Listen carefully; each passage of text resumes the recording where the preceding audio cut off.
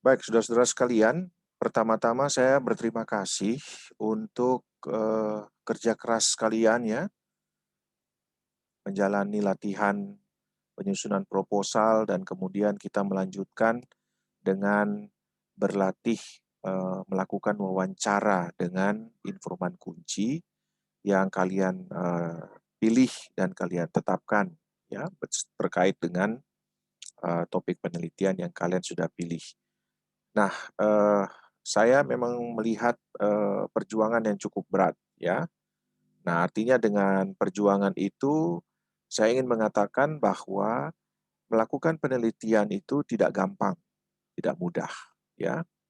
Tidak mudah dalam arti ketika kita mencoba untuk berkomunikasi dengan orang lain, dalam hal ini informan kunci, kita memerlukan uh, kemampuan untuk meminta kesediaan mereka diwawancarai, dan itu tidak semua orang mau, dan karena itu memang kalian harus berusaha sekuat tenaga untuk merayu siapa yang akan diwawancarai. Nah, tetapi yang kedua juga, ketika kita hendak mewawancarai, seringkali kita akan berhadapan dengan masalah-masalah teknis, ya. Misalnya waktu untuk mewawancarai, di mana kita harus mewawancarai, karena proses wawancara itu dia harus berjalan dengan tenang, dengan lancar, dan karena itu dibutuhkan suasana dan tempat yang tepat untuk melakukan wawancara secara serius, secara intensif, ya. Dan yang ketiga, masalah yang saya lihat, yang kalian hadapi, dan ya saya merasa kadang-kadang saya mau tertawa sendiri ya kalau melihat kalian mengirim pesan apa di grup WhatsApp ya, uh, mendekati hari-hari H, mendekati deadline, tiba-tiba semua masuk. Pak, saya tidak bisa kirim, tidak bisa di sini, saya tidak bisa, saya tidak jadi, saya sudah kirim. Banyak sekali. Ya, saya bukannya sedih, tapi saya mau tertawa ya, karena saya merasa bahwa kalian ternyata tidak mampu untuk belajar memanage waktu. Ya, kalian sudah tahu bahwa kapasitas kita sekarang ini sangat ditentukan oleh eh, peralatan teknologi yang kita gunakan. Dan itu bukan hanya soal handphone, soal laptop, tetapi juga soal jaringan internet. Nah, kalau kalian pada sehari sebelum deadline, kalian kirim beramai-ramai, maka tentu saja jalur jaringan internet itu dia akan menjadi sangat padat. Ya, ibarat kalian mau masuk di satu pintu, semua rame-rame mau masuk. Ya tentu saja akan macet di tengah-tengah ya. Kalian akan terhimpit di tengah-tengah pintu itu karena semua mau masuk ya, dan tidak ada yang mengalah untuk masuk secara bergantian atau antre. Nah, itu sebenarnya yang menyebabkan kalian susah mengirim, sebab Google Classroom itu sudah saya setting dengan deadline, tanggal dan jam. Sehingga dia sudah memberikan warning bahwa kalau sehari sebelum tanggal dan jam tersebut, maka dia akan dia akan sangat dipenuhi dengan berbagai macam pengiriman-pengiriman tugas-tugas tersebut. Dan tentu saja itu sangat berpengaruh terhadap pengiriman tugas kalian. Ya, ya ibarat yang tadi saya bilang itu, seperti kita rame-rame mau masuk di dalam satu kelas, pintunya kecil, tapi tidak ada yang mau mengalah, semuanya rame-rame mau masuk, akhirnya TGP di tengah-tengah pintu. Nah, seperti itu juga analogi atau pengibaratan jaringan internet. Kalau kalian masuk pada jam-jam menjelang deadline dan semua mau masuk, ya tentu saja macet. Ya, itu yang menyebabkan banyak video kalian yang tidak terkirim. Yang kedua adalah, ya saya merasa agak lucu juga. Kalian ini mahasiswa, tetapi kalian banyak sekali keluhan kalian. Padahal kalian hidup di era di mana kalian hanya menggerakkan jari kalian, ya entah itu di Android ataupun di mouse komputer. Tapi kalian tidak mencari solusi dari masalah yang kalian temukan itu. Ya, ada beberapa teman kalian yang memberikan solusi. Ya, selebihnya itu keluhan semua, persungutan semua. Ya, Pak, saya tidak bisa masuk, Pak, saya sudah coba begini. Ya, you have to think. Kalian harus berpikir. Salah satu persoalan dalam metode penelitian sosial dan teologi itu adalah you have to think about the problem. Kalian harus berpikir masalahnya apa dan mencari solusinya. Dan karena itu saya tidak pernah memberikan jawaban kepada semua persungutan kalian di Google Classroom, di WhatsApp, sebab saya merasa bahwa kalian harus mencari solusinya. Ada beberapa orang yang sukses mencari solusinya. Nah, maksud saya, ada beberapa yang japri kepada saya tidak melayani japri. Ya, saya begitu kalian masuk japri dan menanyakan tentang tugas kalian tidak terkirim, saya hapus. Ya, saya sudah bilang, saya tidak melayani komunikasi pribadi. Semua urusan kuliah harus dilakukan di grup. Kenapa? Nah, ada maksudnya. Supaya kalian bisa saling membantu. Kalian punya hubungan itu meskipun kalian tidak bertemu dalam satu kelas, tetapi kalian itu bisa saling memberikan jalan keluar. Nah, dari situ maka kalian belajar untuk mengelola teamwork, kerja tim, kerja kelompok. Kalau ada teman yang menghadapi masalah, saya membantu memberikan solusinya. Itu maksud saya tidak menghubungi saya secara pribadi. Ya, saya tidak mungkin melayani semua orang satu-satu. Satu tanya saya jawab, satu tanya saya tidak punya waktu untuk itu. Dan karena itu saya bilang kirim di grup. Supaya apa? Supaya kalau saya tidak merespons, ada teman-teman yang akan membantu merespons. Itulah gunanya kita membuat grup. Bukan untuk sekedar kumpul-kumpul lalu kemudian bicara hal-hal yang sia-sia, tetapi untuk kita saling tahu apa persoalan yang dihadapi oleh teman-teman kita dan kita memberikan solusi. Siapa yang bisa memberikan solusi silakan berbagi. Solusinya seperti apa, ya. Nah, jadi karena itu saya ingin bilang, semua yang pernah kontak saya secara pribadi saya tidak melayani, ya, komunikasi dengan dia. Saya langsung hapus pesannya. Saya sudah ada yang saya langsung bilang komunikasikan di grup supaya bisa dibicarakan bersama-sama. Ya, jadi itu alasan saya untuk tidak melayani komunikasi secara pribadi, ya. Jadi kita bicara di grup, ya. Nah, saya berharap, ya, ini sebenarnya metode saya juga untuk membiarkan kalian menyelesaikan masalah kalian sendiri. Jadi berpikir metodologis. Kalau saya menghadapi masalah ini, kira-kira langkah pertama yang harus saya lakukan apa? Kalian ini bukan generasi di mana seperti saya dulu, ketika berhadapan dengan masalah tertentu, kita harus pergi ke perpustakaan, cari buku, baca buku, tanya sana-sini, dan atau mungkin juga harus mencari orang yang bisa memperbaikinya. Kalian ini adalah generasi milenial yang hidup di era digital. Saya saja bisa mengoperasikan aplikasi-aplikasi tertentu dan saya tidak merasa ada masalah. Kenapa? Kalau Anda menghadapi masalah-masalah tertentu, Anda tinggal buka YouTube. Anda lihat bagaimana ya caranya mengatasi masalah-masalah ini. Ya. Tetapi ternyata di grup itu kalian lebih banyak mengeluh. Ya. Berulang-ulang mengatakan, saya tidak bisa Pak, saya tidak bisa Pak. Ya lalu caranya bagaimana? Lalu memangnya beta yang mesti bikin kamu pun tugas? Atau beta mesti suruh Google ajar bikin tugas? Kan tidak. Kalian bisa tanya Google, kalian bisa tanya YouTube, semuanya ada tutorialnya. Jadi itu bukan hal yang susah. Ya. Jadi ada beberapa tips yang teman-teman kalian sudah sampaikan itu membantu sebenarnya. Kalau tidak bisa kirim video, itu ada beberapa kemungkinan. Yang pertama, kapasitas videonya terlalu besar, sehingga berat, tidak ditunjang oleh jaringan internet yang kuat. Makanya lama. Dan karena itu ada teman yang kemudian mengusulkan dikompres dulu. Videonya dikecilkan dulu kapasitasnya.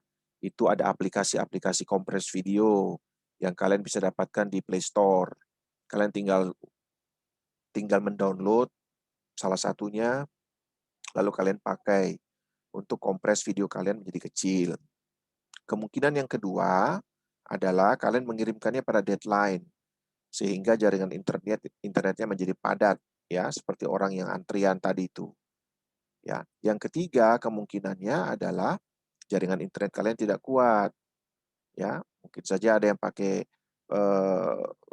berada di tempat-tempat tertentu di mana jaringan internetnya naik turun, ya, tidak stabil, maka tidak kuat. Nah, karena itu jangan menyelesaikan atau jangan mengirim tugasnya pada deadline. Kalau kalian sudah membuatnya, maka kalian carilah tempat, ya, yang mempunyai jaringan internet yang kuat, baru kirim. Kalau tidak terkirim, atau kalau prosesnya lama, setidak-tidaknya dia sedang dalam proses untuk dikirim. Nah, mungkin saja dalam 1-2 jam, 3 jam, baru dia terkirim setelah diproses. Ya. Nah, jadi kemungkinan-kemungkinan itu adalah masalah. Itu adalah problem. Ya. Nah, sekarang bagaimana kalian menghadapi problem tersebut? Langkah-langkah metode seperti apa yang kalian harus lakukan? Itu yang harus kalian pikirkan. Jadi ini kita learning by doing.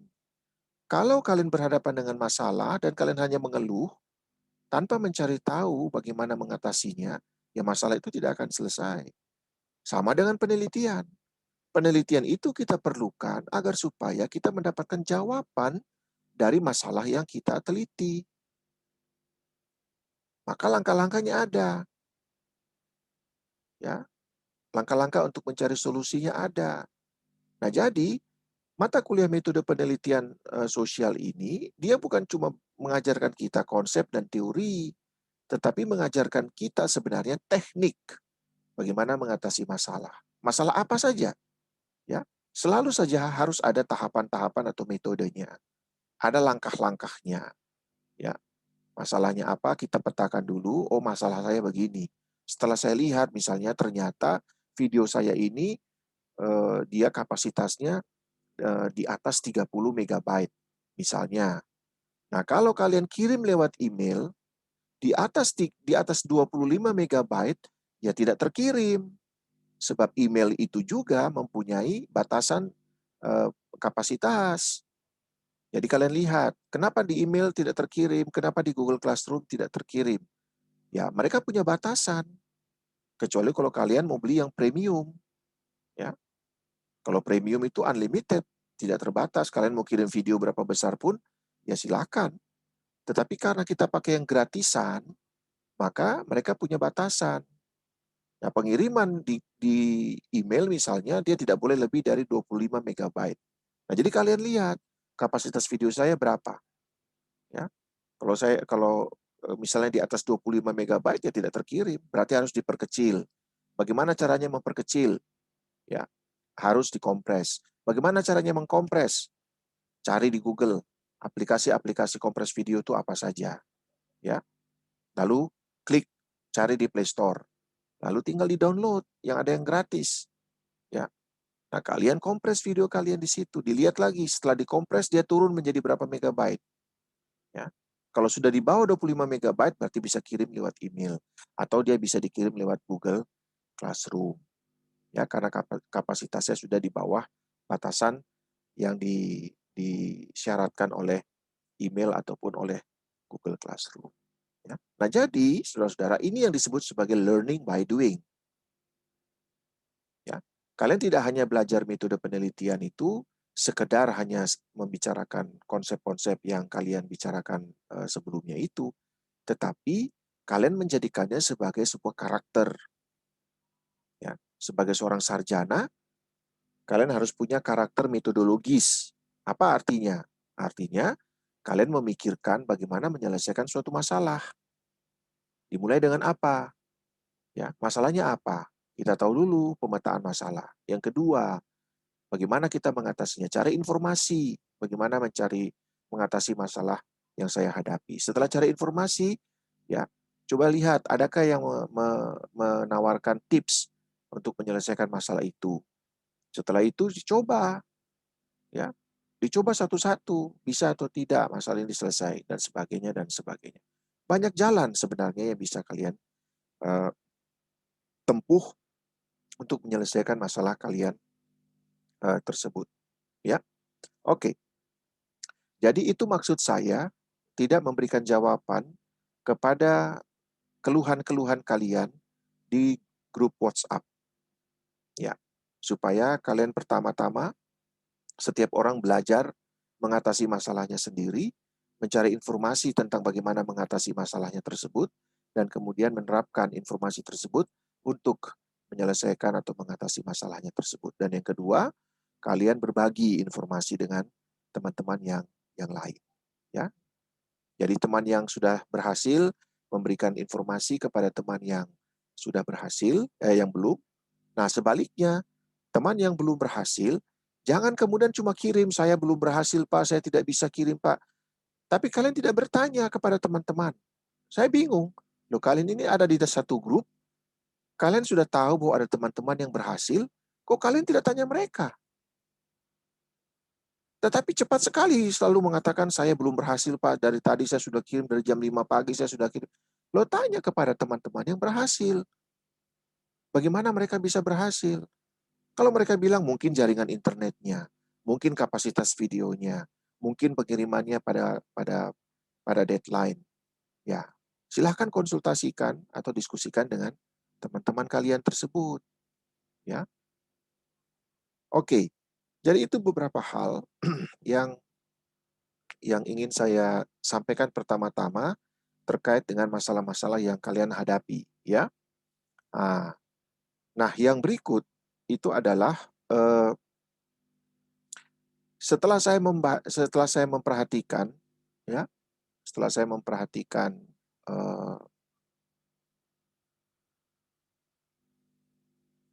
video-video kalian tersebut, maka saya sebenarnya menemukan banyak hal menarik, ya, banyak hal menarik uh, yang muncul di situ.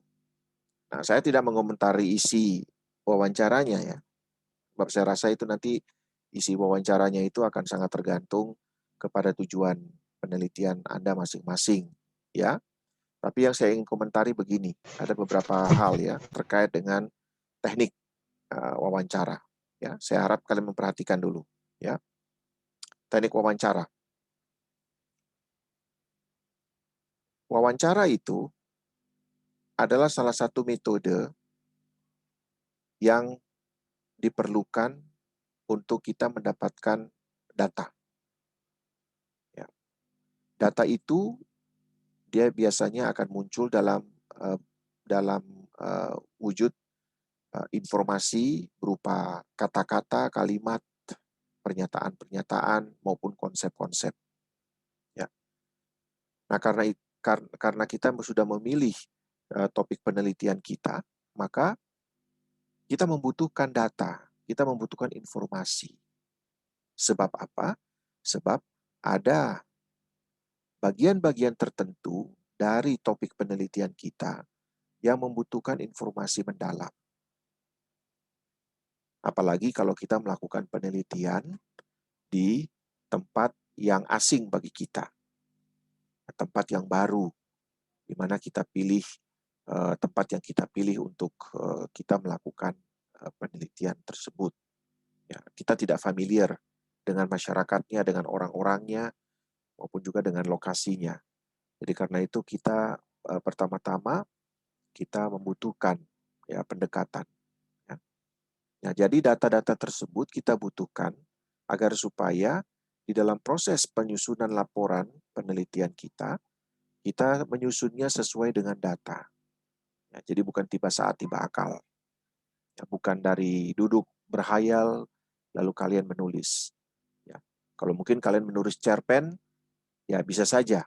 Kalau kalian menulis cerpen, ya kalian duduk saja berhayal sambil ngopi, ya duduk di teras rumah, lalu kemudian tutup mata dan berhayal, lalu tiba-tiba dapat ilham atau ide, lalu kemudian kalian menulis cerita pendek. Itu tidak masalah. Itu kalau kalian mau menulis cerpen.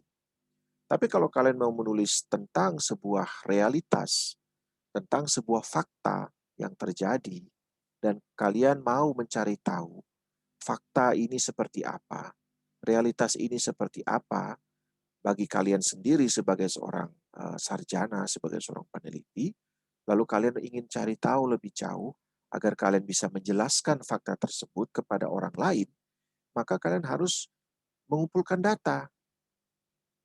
Nah, mengumpulkan data itu kan banyak macamnya. Ya, data apa yang kita butuhkan dan kemudian data dalam bentuk seperti apa. Nah, ada data yang bisa kita dapatkan dari hasil kita penelitian atau studi literatur, ya, studi pustaka. Kita pergi ke perpustakaan, kita cari buku yang sesuai dengan topik penelitian kita, kemudian kita mengumpulkan informasi dari buku-buku. Ya, sekarang sudah lebih canggih. Kita tinggal klik di Google, kata kuncinya apa, informasi apa yang kita butuhkan, lalu kemudian kita bisa lihat, cari di Google. Nah, kita bisa juga cari di YouTube misalnya. Kalau kita ingin mendapatkan penjelasan uh, dari orang-orang tertentu, pakar-pakar tertentu, ya melalui kuliah-kuliah mereka yang diposting di YouTube, nah, itu bisa juga. Ya, jadi banyak sekali. Sekarang kalian itu adalah generasi yang sangat beruntung dan diberkati karena kalian kuliah di era digital. Ya, informasi terbuka luas. Ya, tetapi sayangnya, dan ini jebakannya sangat besar, selain kalian mendapatkan informasi yang sangat luas, kalian juga menjadi generasi yang kebingungan bagaimana mengelola informasi tersebut karena terlalu luasnya. Ya, oke, jadi itu adalah cara-cara kita mendapatkan informasi. Nah, tetapi cara yang berikut dan yang ini kita praktekkan dan sedang kita latih adalah dengan mengontak, dengan menghubungi ya narasumber atau informan kunci tertentu. Apa maksudnya informan kunci? Informan kunci adalah orang-orang yang kita anggap tahu banyak tentang topik yang kita sedang teliti.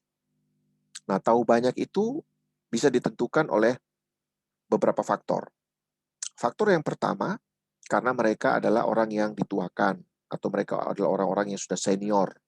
Ya, makanya kalau kita pergi ke desa-desa atau ke kampung-kampung, biasanya kalau kita mau melakukan wawancara, mereka selalu menunjuk kepada orang tua, ya, orang-orang tua yang sudah banyak pengalaman dan tahu banyak tentang kebudayaan, tahu banyak tentang adat, ya.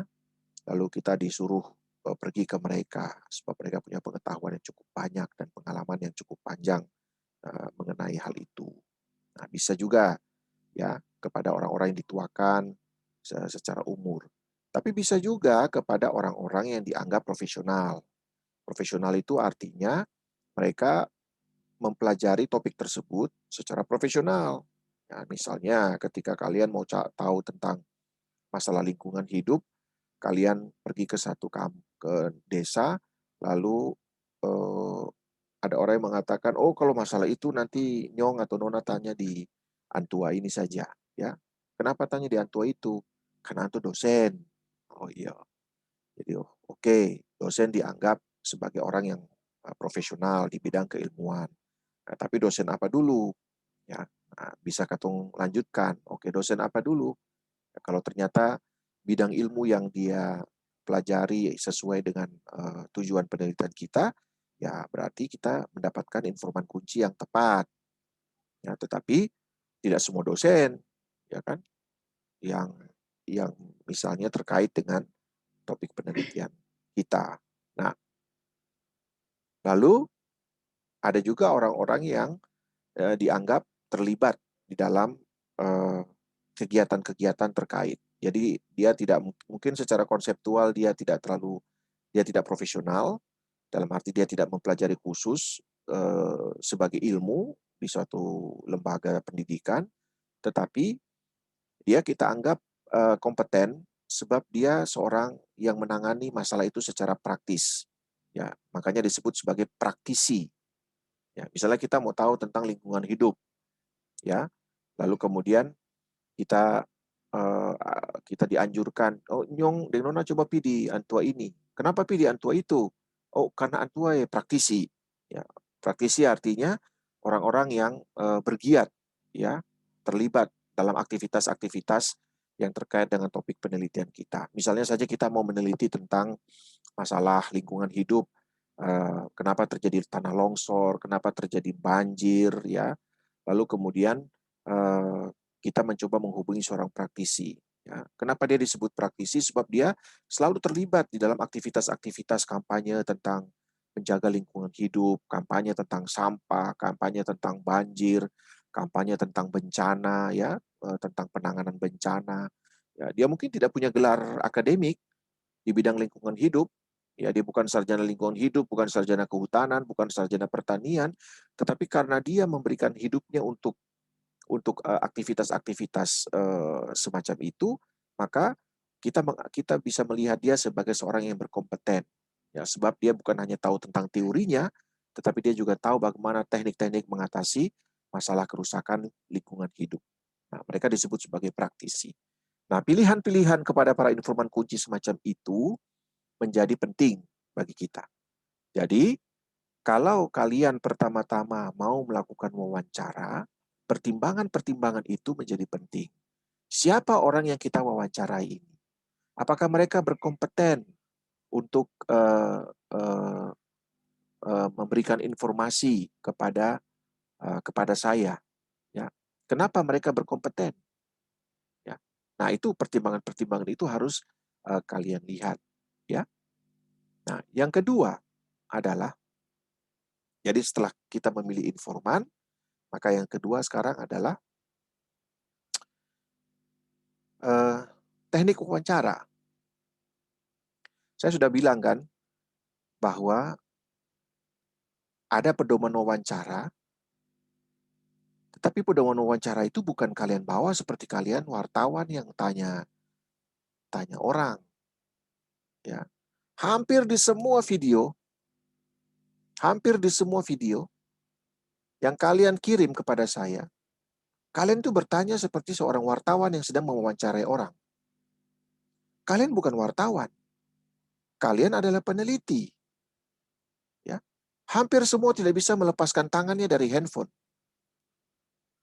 Hampir semua tidak bisa melepaskan catatan-catatan yang dibawa. Ya, saya sudah bilang bahwa eh, eh,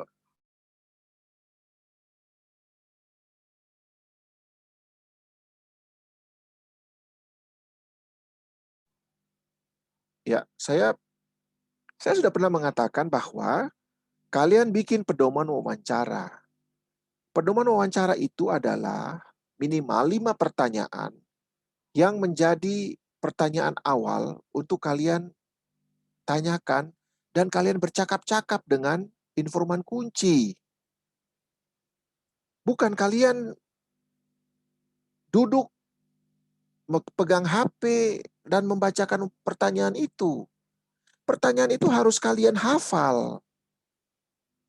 Pertanyaan itu harus terinternalisasi di dalam diri kalian. Ya, hampir semua video itu menganggap kalian itu seperti wartawan yang sedang menanyakan sesuatu dan tidak pusing dengan apa si informan itu, tidak pusing dengan informan kunci itu. Ya. Kalian sibuk memperhatikan kalian punya HP, kalian sibuk memperhatikan kalian punya catatan, kalian tidak lihat apa yang sedang dibicarakan oleh informan kunci tersebut. Ya. Sekali lagi, kalian itu bukan wartawan. Kalau wartawan, kalian bisa. Karena itu saya bilang, kalau bisa kalian bekerja sama dengan seorang teman atau pakailah adik kalian atau kakak kalian supaya pada waktu kalian bercerita, bercakap-cakap, kalian itu tidak lihat catatan dan kalian tidak perlu pegang kamera karena sudah ada orang yang membantu untuk merekam. Nah, apa yang kalian harus lakukan? Yang harus kalian lakukan adalah bercakap-cakap dengan informan kunci itu. Bukan mengatakan, saya punya pertanyaan satu, pertanyaan kedua, pertanyaan ketiga, bukan itu. Ya, yang harus kalian lakukan itu adalah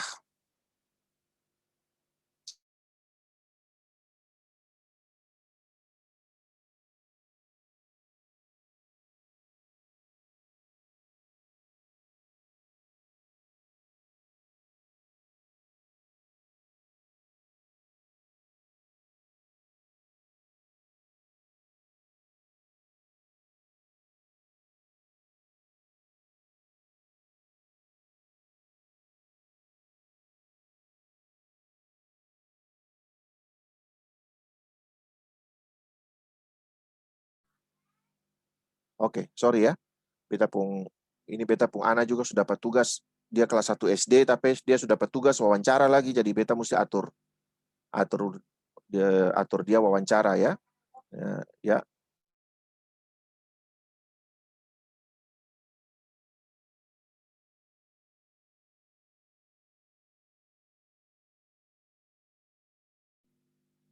Jadi ini anak kelas 1 SD su belajar wawancara lagi.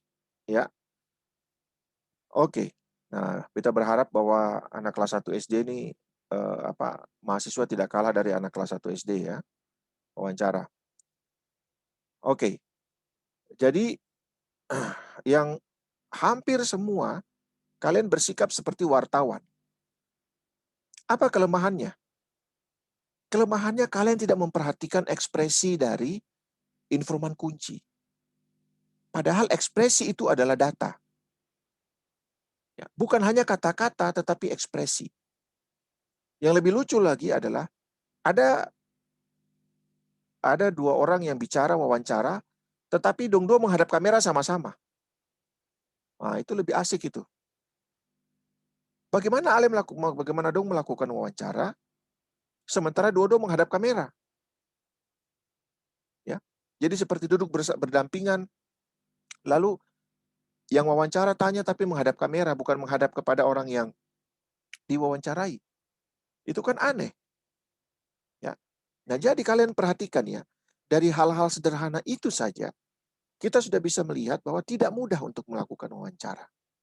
Pertama dengan pendekatan, kemudian dengan izin, dan yang ketiga adalah bagaimana kalian mempersiapkan diri sebagai seorang uh, pewawancara, orang yang mau mewawancarai, ya, kesiapan kita.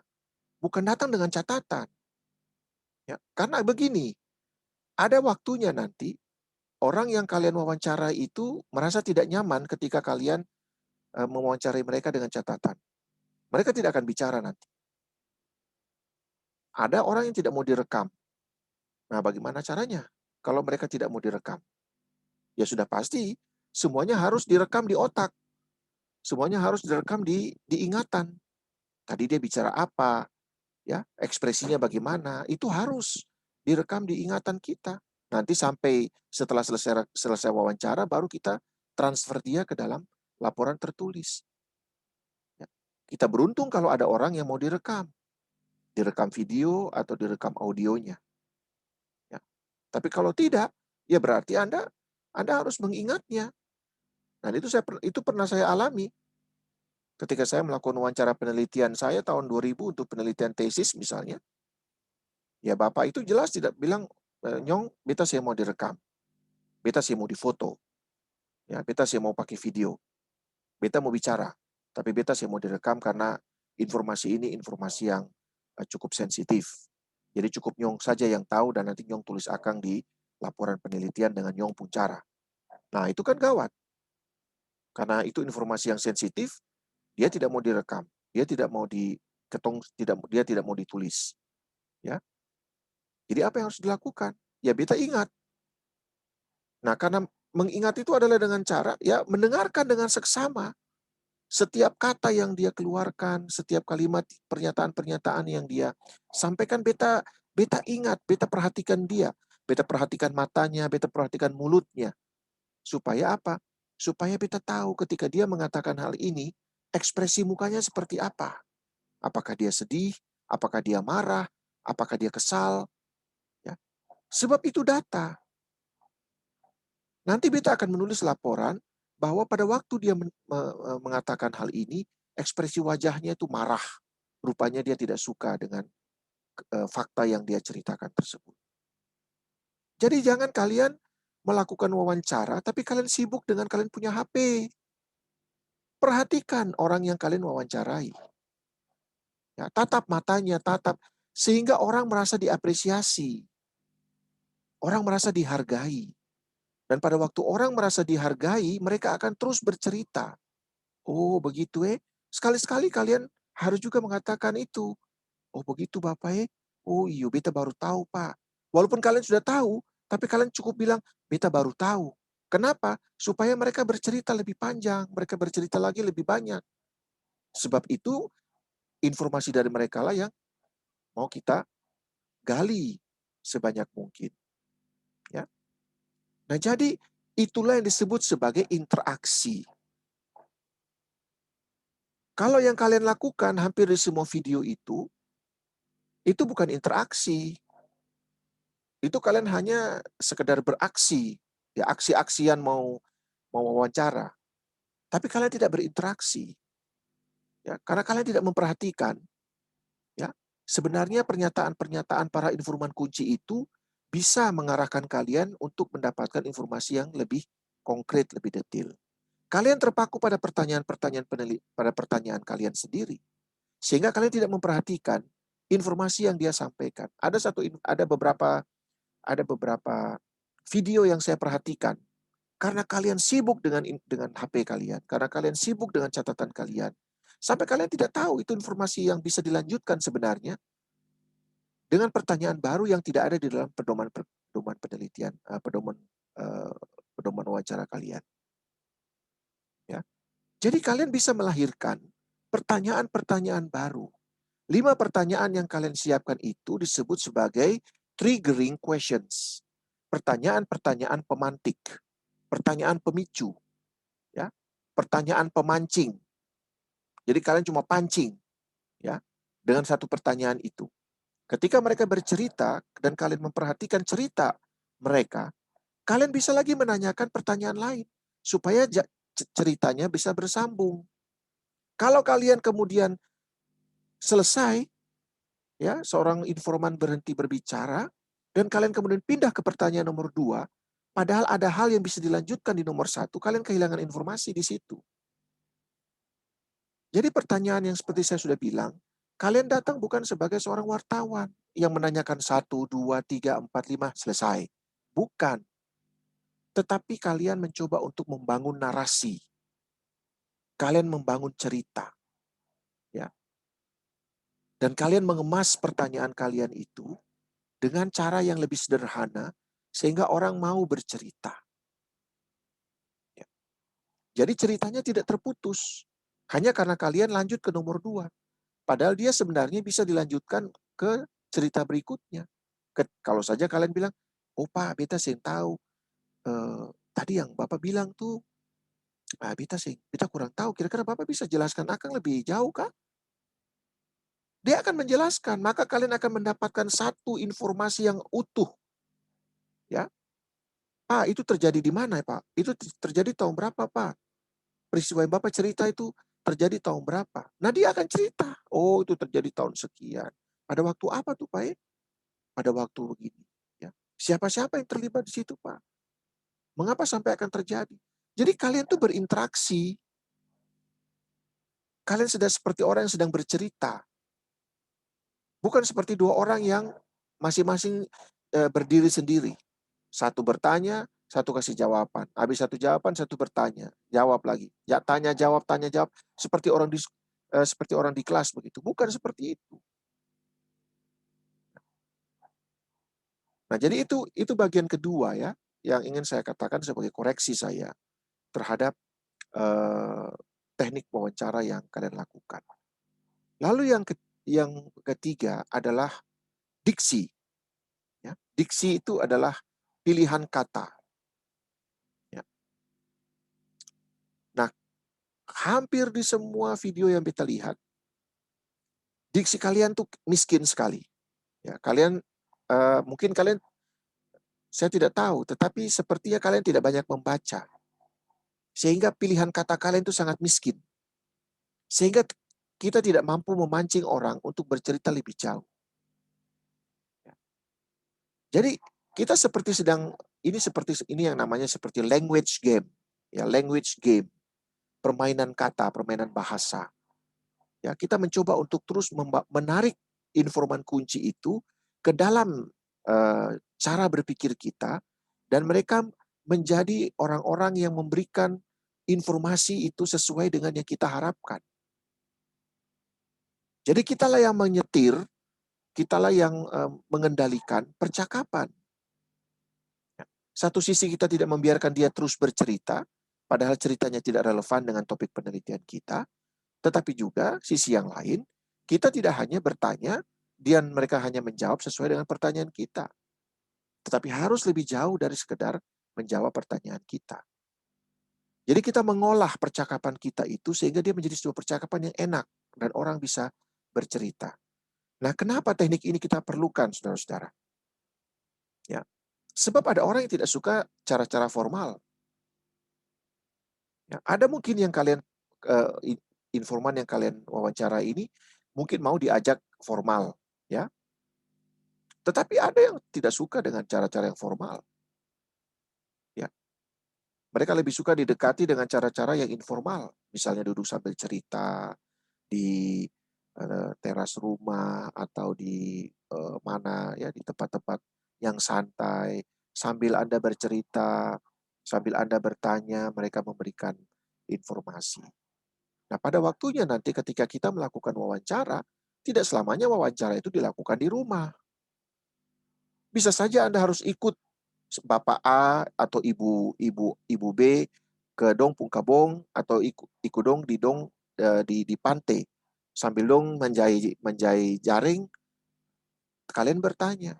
Tapi itu tidak mengganggu aktivitas mereka menjahit jaring. Atau pada waktu mereka sedang di kebun, ya, kalian ikut ke kebun. Tapi kalian tidak perlu menyuruh mereka berhenti bekerja.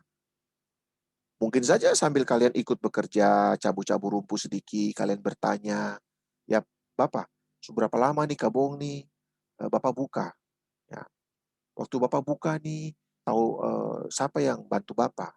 Ya, sambil mencabut rumput dan orang itu, Bapak itu terus bekerja berkebun, tapi proses wawancara berjalan.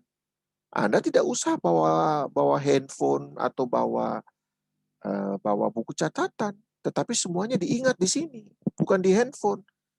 Jadi jangan phone-nya yang smart, tetapi orangnya yang smart. Ya, jadi bukan smartphone, smart people. Ya, jadi jangan bergantung kepada perangkat-perangkat itu. Perangkat-perangkat itu hanyalah membantu, ya, keterbatasan kita.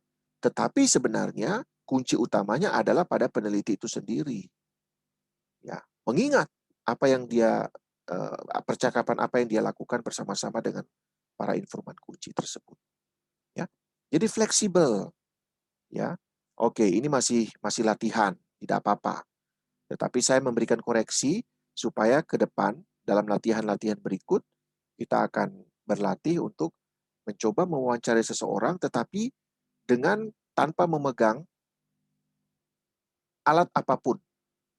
Jadi kita seperti sedang bercerita, ya, seperti sedang berdiskusi dengan orang tersebut, ya. Dan semua pertanyaannya sudah ada di kepala kita. Tinggal kita lihat saja momen yang tepat untuk lepas pertanyaan nomor 2, ya. Dia cerita, momen yang tepat untuk lepas pertanyaan nomor 3, ya. Terus begitu sampai kita merasa semua pertanyaan kita sudah dia jawab dengan ceritanya. Tidak harus secara langsung menjawab pertanyaan kita, tetapi dia bercerita dan kita tahu bahwa informasi yang kita butuhkan itu sudah ada di dalam ceritanya dia itu. Selesai. Maka yang kita dapatkan adalah narasi. Bukan sekedar tanya, jawab, tetapi narasi. Ya. Oke, bagian ketiga yang mau saya koreksi adalah Aldi. Ada Aldi, kemudian Jansen, dan Lydia. Kenapa kalian menutup muka informan? Saya mau tanya kalian dulu. Coba kalian sharing dulu. Kenapa kalian menutup muka informan kunci? Orang-orang yang kalian wawancarai, kenapa mukanya ditutup? Pak, mohon maaf Pak, mungkin kalau punya saya rasa ini informasinya mungkin sedikit pribadi untuk saya bicarakan terlihat mukanya Pak, karena kebetulan topik saya ini kan pengaruh daring terhadap masyarakat di Pasar Prasit Pak, terus di dalamnya itu ada informasi mungkin dari anaknya sendiri atau orang tuanya karena kehilangan pekerjaan atau apa begitu, mungkin mereka lari kepada hal seperti judi togel atau mungkin minum alkohol begitu. Jadi kalau mungkin saya rasa itu sudah masuk mereka punya privacy mungkin Pak, tapi maaf kalau saya salah Pak. Tidak, bukan salah. Beta hanya bingung. Kita mau tanya, kenapa kalian menutup muka informan kunci kalian? Oke, itu Aldi punya alasan. Jansen mana? Pak, jadi saya menutup wajah informan itu karena ada beberapa pertanyaan yang eh, narasumber saya jawab tuh bersifat sedikit sensitif dengan pemerintah, Pak. Jadi saya kasih blur, Pak, wajahnya. Nah, oke. Lalu Lydia, mana Lydia Pati? Iya, iya Nah. saya Pak. Terima kasih untuk kesempatannya sebelumnya Pak. Alasan saya untuk memblur muka narasumber yang saya ambil itu karena topik penelitian yang saya ambil itu kan tentang sexting kan Pak.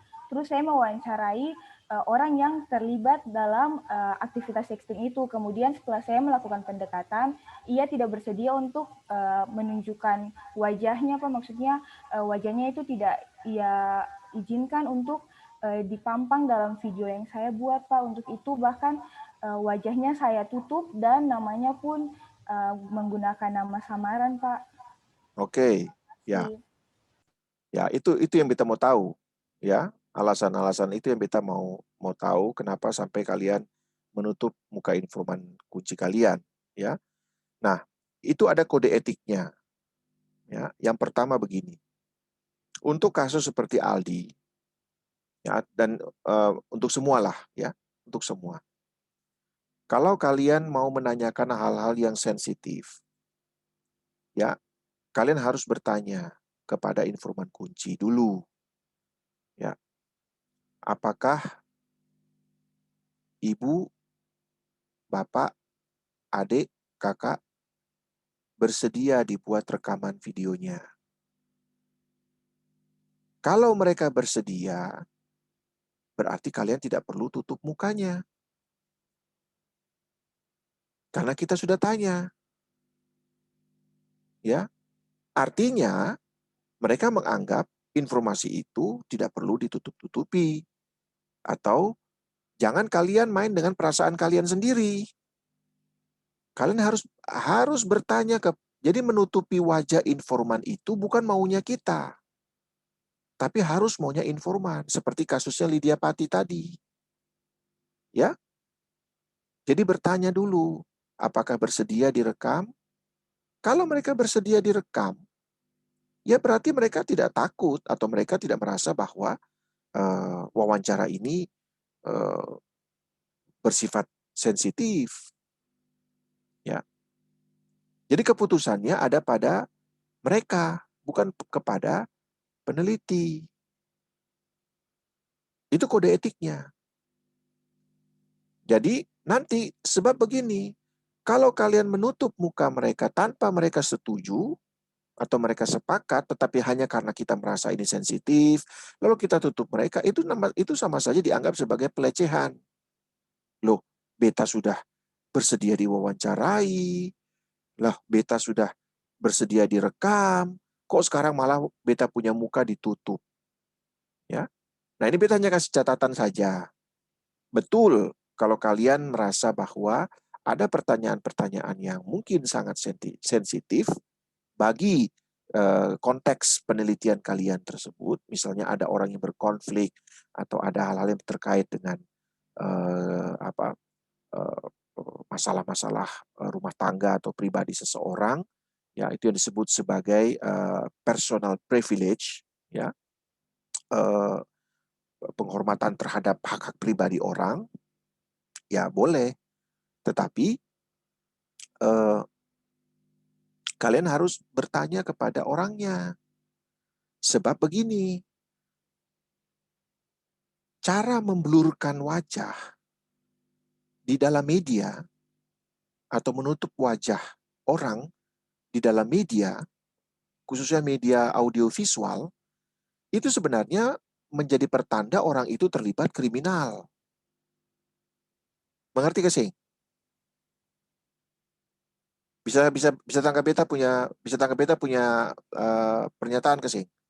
Kalau Bisa. kalian menutup wajah seseorang atau membuat blur wajah seseorang yang kalian wawancarai dan direkam di video, itu sebenarnya mengindikasikan orang itu adalah seorang kriminal. Karena itu adalah kode etik di dalam bidang kepolisian.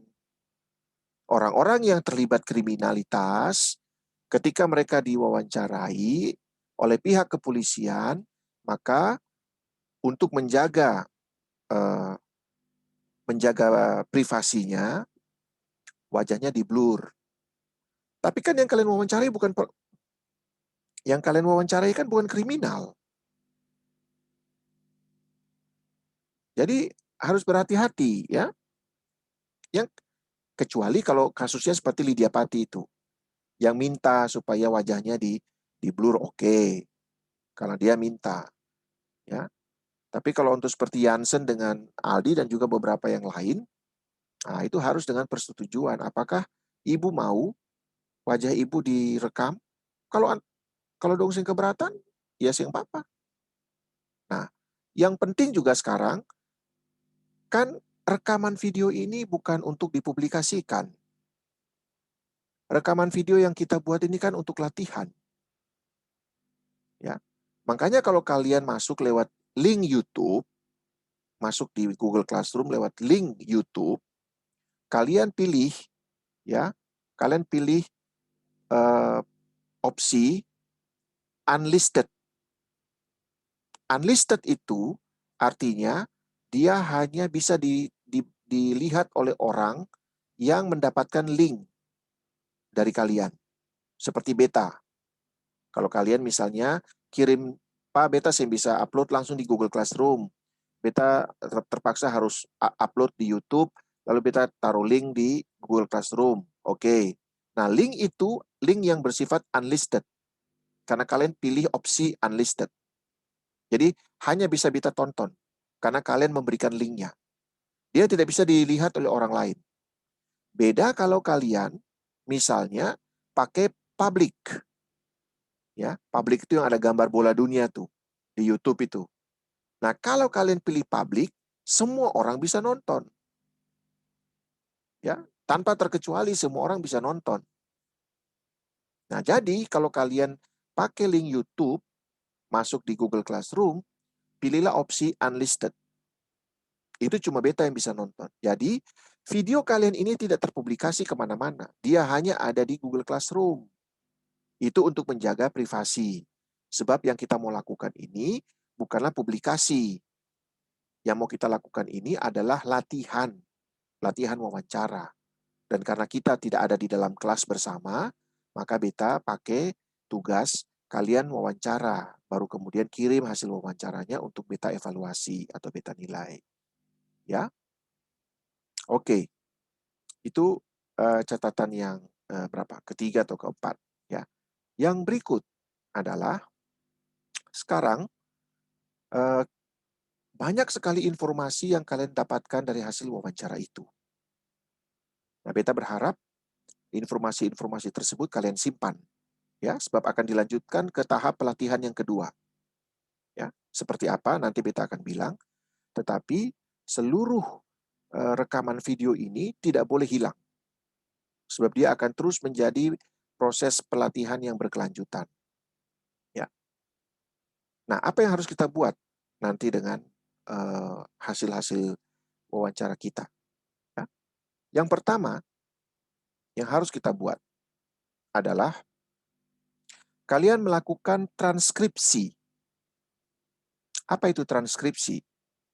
Transkripsi artinya memindahkan percakapan audiovisual itu ke dalam bentuk tertulis.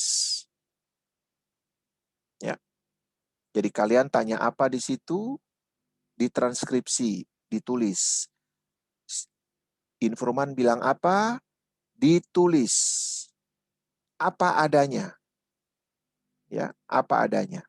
Kalau dia bilang beta, tulis beta. Ya, jangan dong bilang beta, kalian tulis saya. Ya, itu sudah interpretasi peneliti. Itu disebut sebagai transkripsi. Memindahkan bentuk-bentuk lisan ke dalam bentuk-bentuk tertulis. Bisa paham?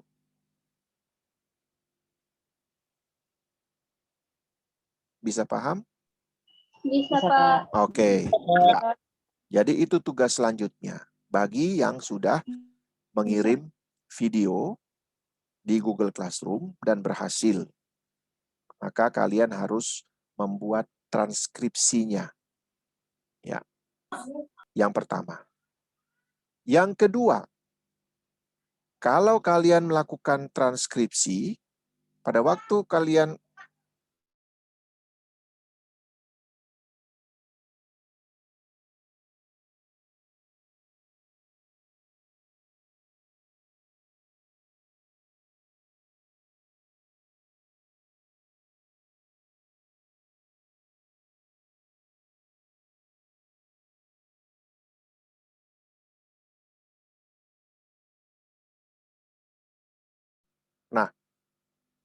Oke, setelah kalian melakukan transkripsi, maka pekerjaan yang kedua adalah kalian membuat catatan, ya, bagaimana kalian menulis satu esai, ya, dari hasil wawancara tersebut. Esai itu artinya bagaimana kalian memahami proses wawancara itu dan menyusunnya menjadi sebuah esai. Esai itu artikel sederhana saja. Ya, tidak perlu rujukan-rujukan ke buku, teori, tidak perlu. Tapi kalian merangkumnya menjadi sebuah narasi, menjadi sebuah cerita. Oke, 2 itu dulu. Ya. 2 itu dulu tugas kalian melanjutkan latihan wawancara. Ya. Oke. Bisa paham ya? Bisa, Pak. Oke. Bisa, Pak. Ya. Kalau bisa paham, kita cukup sampai di sini. Pak. Ya. Bagaimana? Pak, mohon maaf, saya boleh bertanya, Pak? Iya.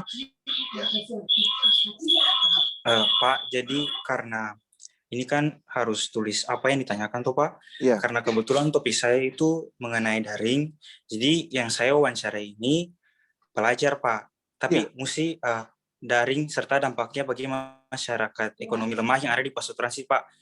Nah, kebetulan yang saya wawancarai ini itu anak-anak, Pak.